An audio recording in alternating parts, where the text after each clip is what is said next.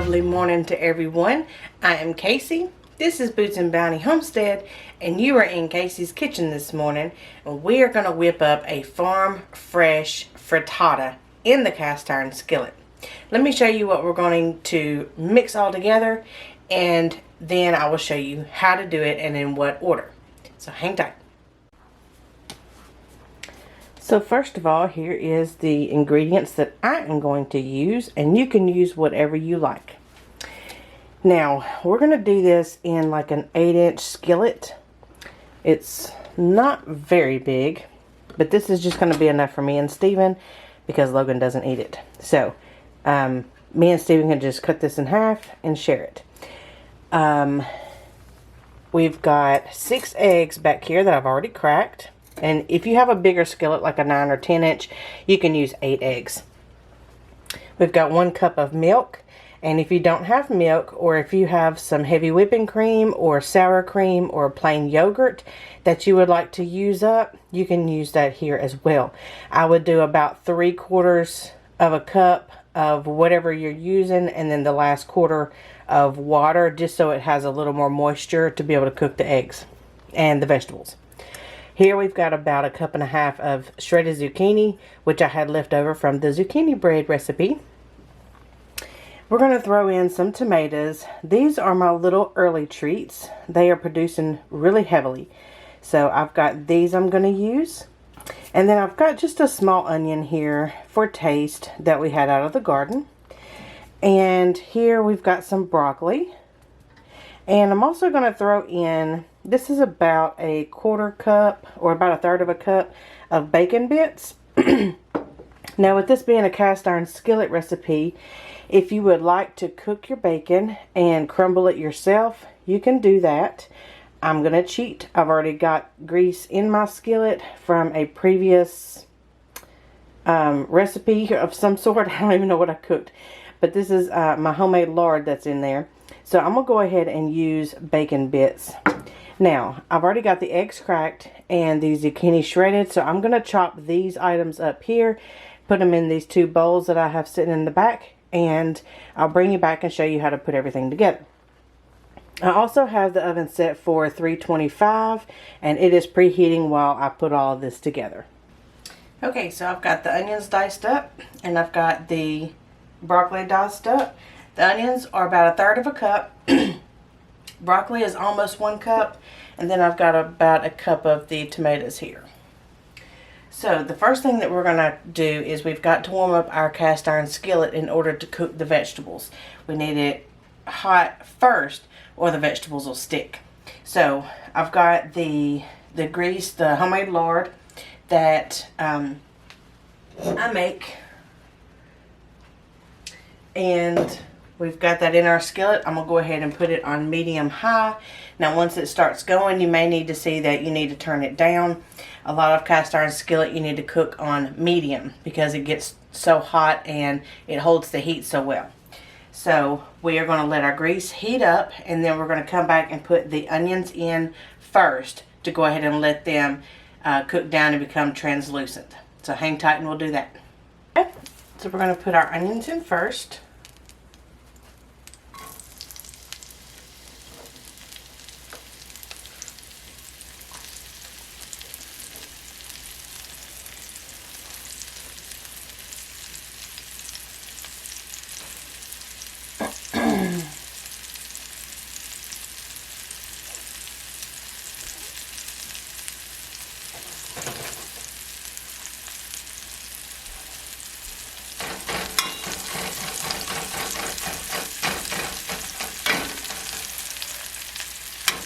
We're going to cook these until they are translucent. Try to break them all up.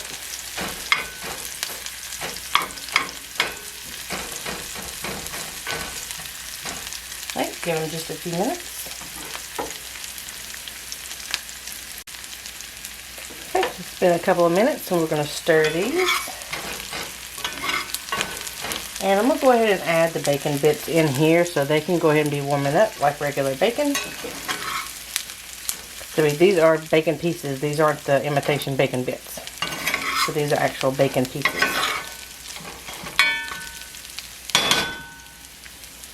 Okay, so those warm up just a hair. Let's go ahead and add in the broccoli.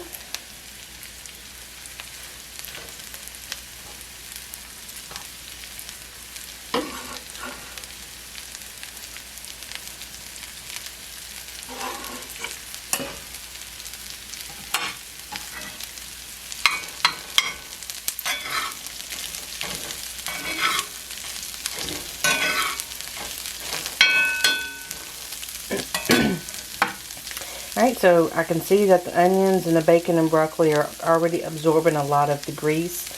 So I'm going to go ahead and put my tomatoes in because this has liquid in it and it's going to help to kind of steam or cook the other items in here.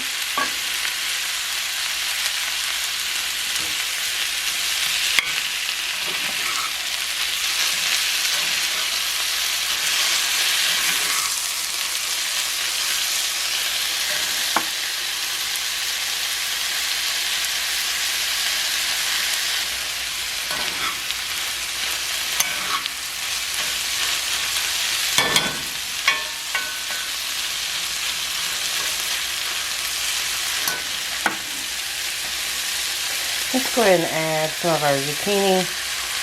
Now I think I'm going to be able to put all of it in here. So I'm going to do about a cup. I'll save that for another one tomorrow.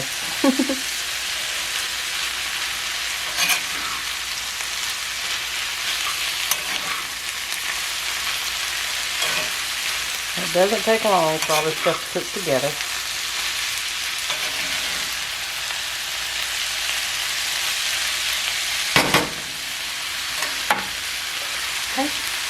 Back here, we're going to go ahead and pour our milk into the eggs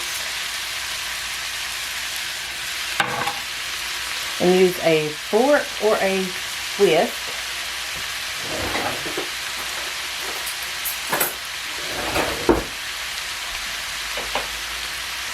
So I'm just going to use a fork and we're going to beat all this together.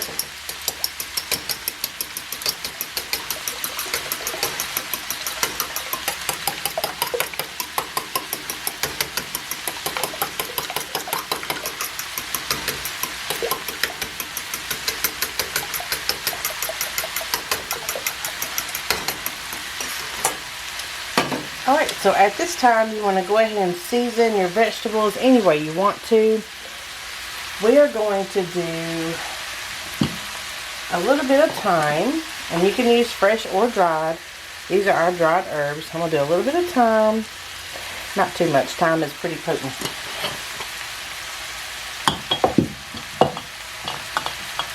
And a little bit of oregano, and we just refilled some of our herbs.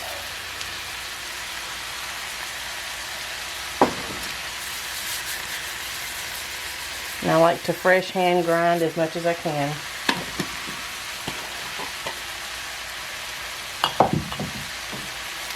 And then just some salt and pepper.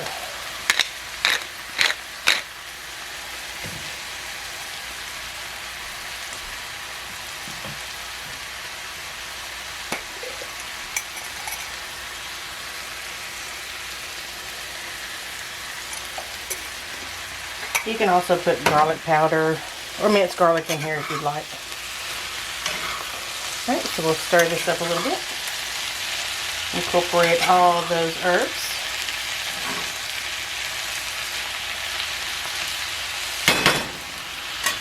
Okay.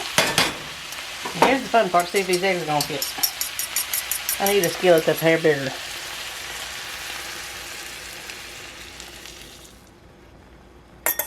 Alright. Now, I'm just going to take my fork and slide it around just a little bit.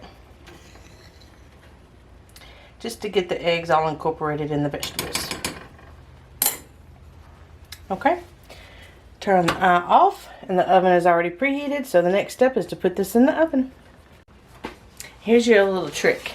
I'm going to put the skillet on this, but I'm going to warm it up first. So I'm going to stick this in the oven for just a couple of minutes, and then I'm going to pull the rack back out and put the skillet on top of it. That's going to keep this from warping and moving and bending and popping and That way it doesn't sling this egg mixture everywhere. So I'm gonna put this in the oven and go ahead and let it warm up just a little bit.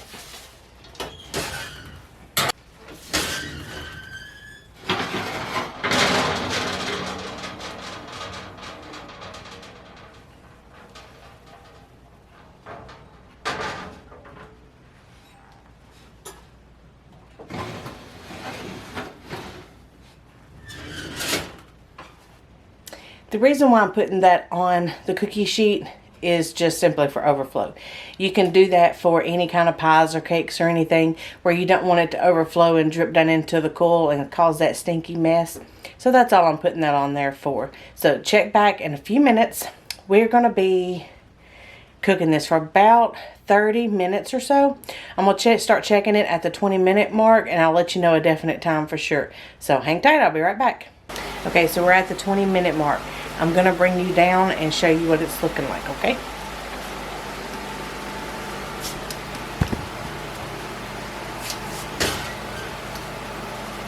Ta-da!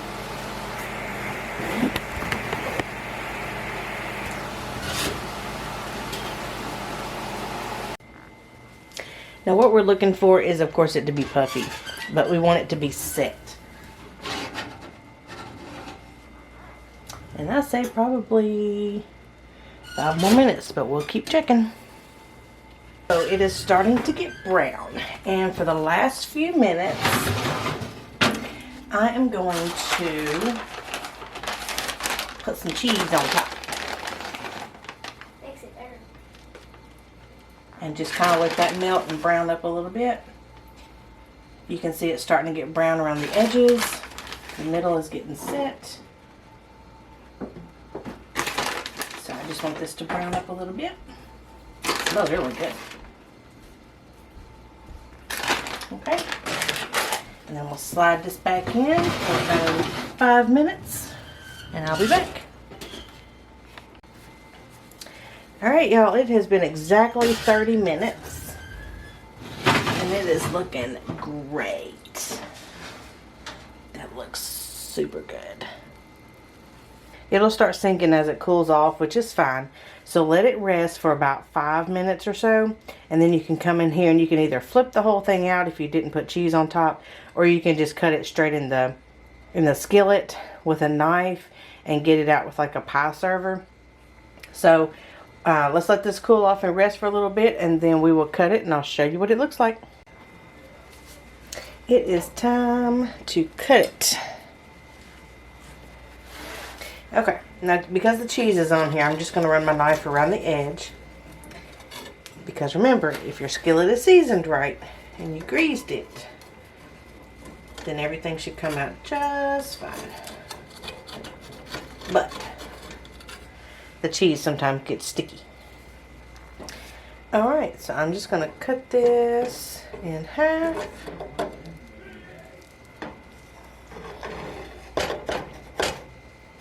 Just to make sure I cut all the vegetables. And I'm actually going to quarter it. Because like I said, me and Steven's going to share this. We'll just cut it in half. And share the half. Alright, let's see if I can get this out. The first piece is always the hardest.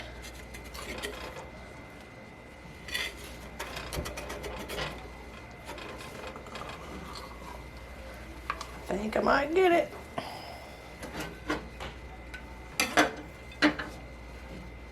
There you go. Now quiches and frittatas, they do get a little watery. I don't know how to avoid that. Sorry. So just to let you know, the water in the bottom is normal. And of course, anytime that you put water or any kind of liquid additional into your eggs, it's going to create that water because it's absorbed all of the fat out of it. And I'm sure maybe if you use sour cream, yogurt, or heavy whipping cream, it won't be as much water because milk is a lot more watery than those products. And so what the eggs is doing is absorbing that fat, and that water left over is the remainder that it didn't absorb. So anyways, I'm going to go ahead and serve our plates real quick, and we're going to try this out. And of course, we've had it before. So I know it'll be great. And we will see you guys later. Go out and try it, and we will see you back next time. Bye.